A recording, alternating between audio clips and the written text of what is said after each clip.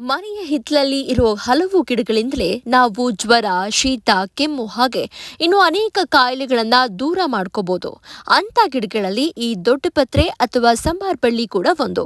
ಸಾಂಬಾರ್ ಬಳ್ಳಿ ಔಷಧೀಯ ಸಸ್ಯಗಳಲ್ಲಿ ಮಹತ್ವದ ಸ್ಥಾನ ಪಡೆದುಕೊಂಡಿದೆ.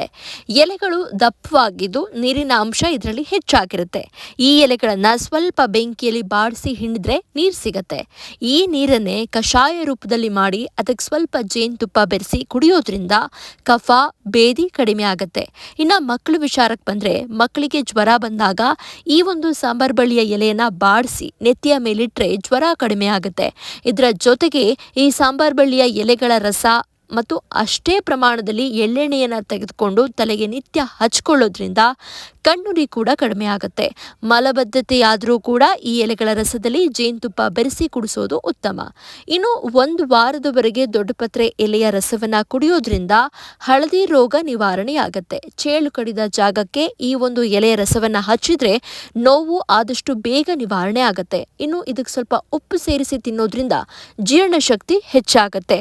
ತುರಿಕೆ, ಕಜ್ಜಿ ಅಥವಾ ಬೆವರು ಸಾಲೆ ಏನಾದರೂ ಆಗಿದ್ರೆ ಆ ಜಾಗಕ್ಕೂ ಕೂಡ ಹಸಿಯಾಗಿ ಈ ಒಂದು ಸಾಂಬಾರ್ ಬಳ್ಳಿ ಎಲೆಗಳನ್ನ ಸ್ವಲ್ಪ ಜಜ್ಜಿ ಹಚ್ಚೋದ್ರಿಂದ ತುರಿಕೆ ಕಡಿಮೆ ಆಗುತ್ತೆ.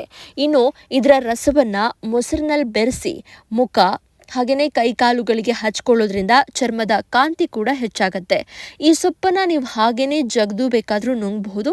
ಇಲ್ಲ ಅಂದರೆ ಚಟ್ನಿ ಅಥವಾ ತಂಬುಳಿ ಈ ಥರನೂ ಕೂಡ ಮಾಡಿ ಸೇವಿಸಬಹುದು. ಇದರಿಂದ ನಿಮ್ಮ ದೇಹಕ್ಕೆ ತುಂಬಾನೇ ಒಳ್ಳೆಯದಾಗತ್ತೆ.